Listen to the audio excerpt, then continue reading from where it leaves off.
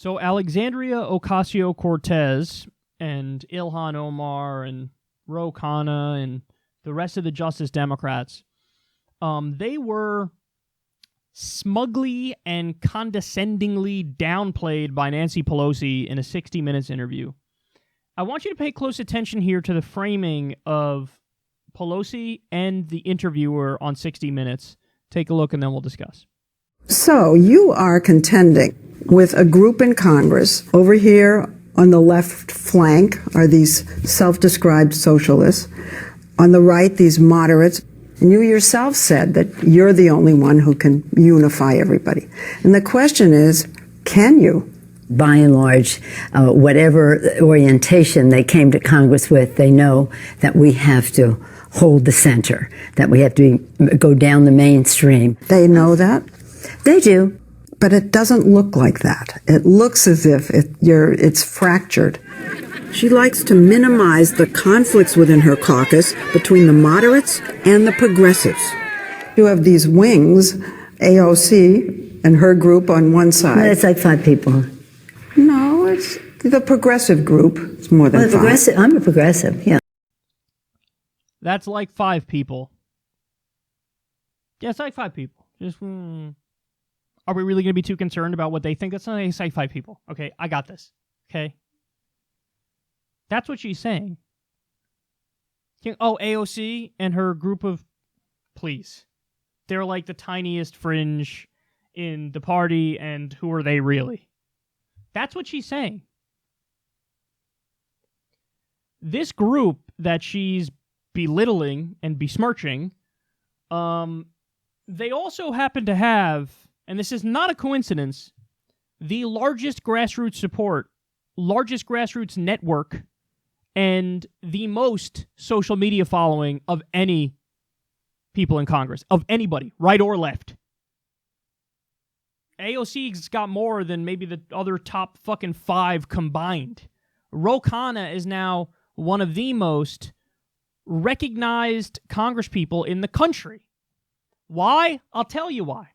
Because they're actually fighting for stuff, and they believe in stuff. They're actually fighting for stuff like Medicare for all and free college and a living wage. Ro Khanna has led the charge on ending the wars. So what she's doing here is she's belittling them and she's downplaying them, maybe in part because she's threatened by their ascendancy, but also because, and here's the main point, she does not agree with them. She doesn't like them, and maybe personally she likes them, but ideologically she most certainly does not like them. Nancy Pelosi is not your friend. Nancy Pelosi is not on your side. Now, I told you at the beginning you have to focus on the framing. What was the framing there? The host says, well, you got these two, you're fractured in the party. You got the left flank and you got the right, and, you're supposed to bring them together. And Nancy Pelosi says, well, they know we have to hold the center. They know we have to go down the mainstream. Here's why her understanding of politics is fundamentally incorrect. You know who's really representing the mainstream? Ro Khanna, Alexandria Ocasio-Cortez, Ilhan Omar, Rashida Tlaib, Pramila Jayapal, Mark Pocan, Raul Grajava. These people are actually representing the center. These people are actually representing the mainstream. Why do I say that, and what does that mean? I say that because I'm going by the polling data. 70% of the country wants Medicare for all. Over 80% of Democrats want Medicare for all. 80% of Americans want to raise the minimum wage.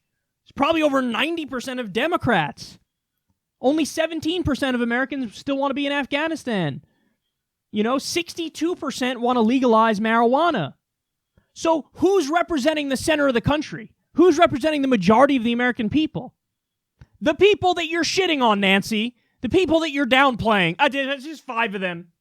Just 5 of them representing the American people and really fighting for what they want. Well, that is true. And your whole job is to gaslight everybody and pretend like you're on their side when you're really not on their side.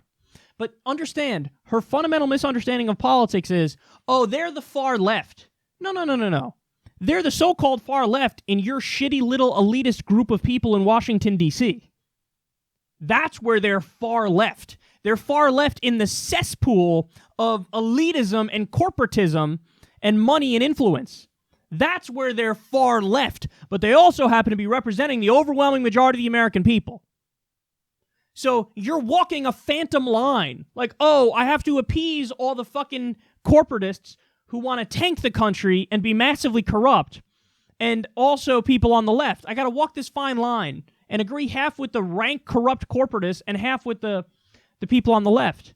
Well, no, that's why we don't like you, because ultimately you yourself are a corporatist. You yourself are right-leaning. You're not even for Medicare for all when over 80% of your fucking party's for Medicare for all.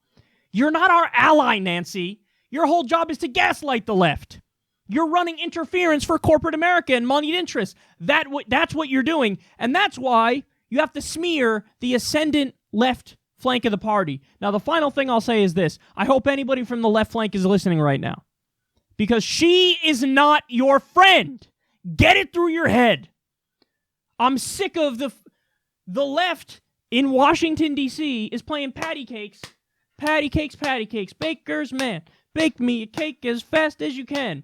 And what's Nancy Pelosi doing as you're doing that? She's fucking revving up her chainsaw to come and cut you off at your kneecaps.